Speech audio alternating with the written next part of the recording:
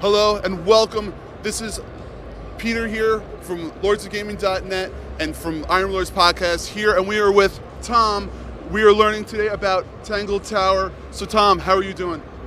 Really good. PAX is intense. This is our first PAX ever in any capacity, so it's a lot, but also amazing. Great, happy to hear it. Now, why don't you tell us about Tangle Tower? Sure, it's a murder mystery detective adventure game.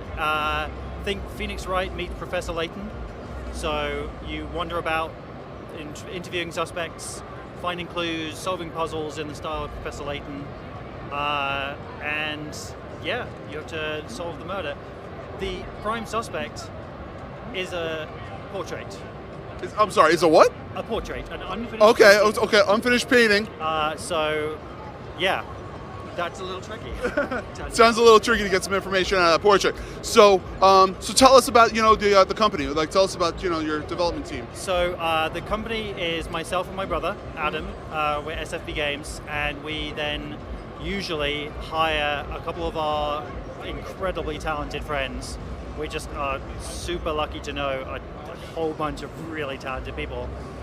So we hired Catherine Unger as the artist for this game, and our friend Jonathan Harris, who did the animation, which you'll see is like next level incredible stuff. And then we had a composer, Raphael, and then the voice actors. The whole thing's fully voiced. Every line of dialogue, all 10,000 of them.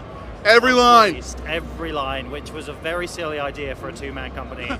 But we did it, and it came out great. I think it paid off. So, and we made a game called Snipperclips with Nintendo. It was a Nintendo Switch launch title, and that actually stopped us from making this game.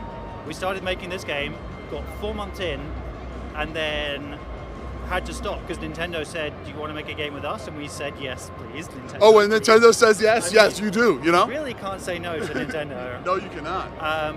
So we stopped everything to make Snipperclips for about 2 years, and then got back on this. And luckily, we still really loved what we'd started. Like, I think a lot of times you could go away for 2 years and come back and be like, "Ooh, it's not as good as I want," but actually we really like this. So we carried on and finished it up.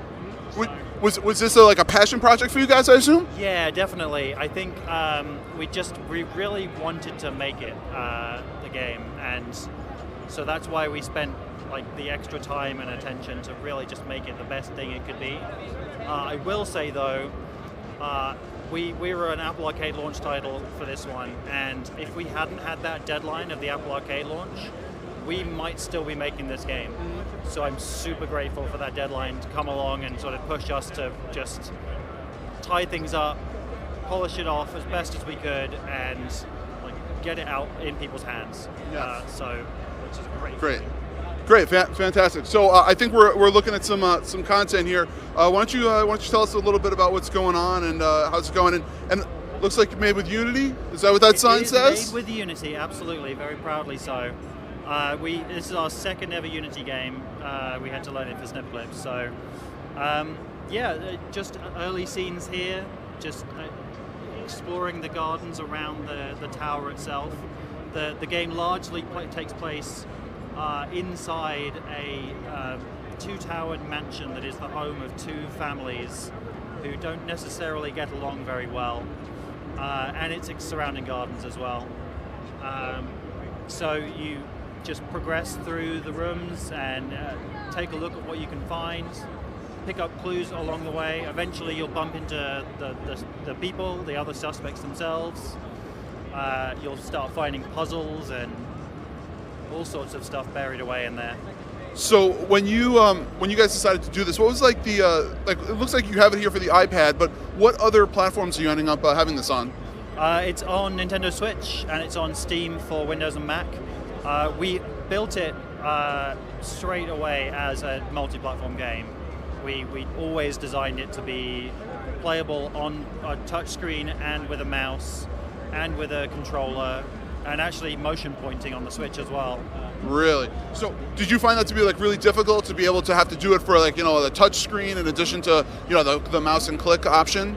No, I think because we designed it that way before we'd even put a game together. You know, actually, literally, the very first thing I did upon opening a brand new Unity project was build a system to unify mouse clicking and touchscreen and like using an analog stick to move a cursor about. Just make a system that very solidly goes, I don't care what you're pointing with, I just care what you're pointing at.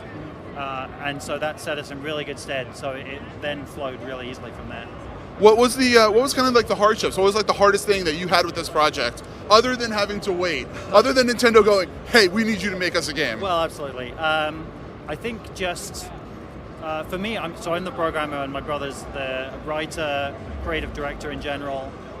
My biggest challenge was the animation system. I really went hard on that to make sure that the Adam and the animator Jonathan had incredible flexibility in how they animate the conversations. So I spent a long time on getting that sort of looking great. I will say that the animations and the artistic work that is done on this, it looks beautiful. It looks really clean, crisp. Did a very good job. They really did. I can take almost no credit for that. So you take a little credit. If nothing crashes, I'll take that credit. Okay, we'll take. All right, that's you. Okay. So, okay, well, I'd like to say thank you very much for taking the time out to let us take a look at this, seeing Tangle Tower, and we really appreciate it. So this is Snaldo here with Tom from Tangle Tower, and have a good day. Thanks very much. You too. Have a great show. Thank you. You too.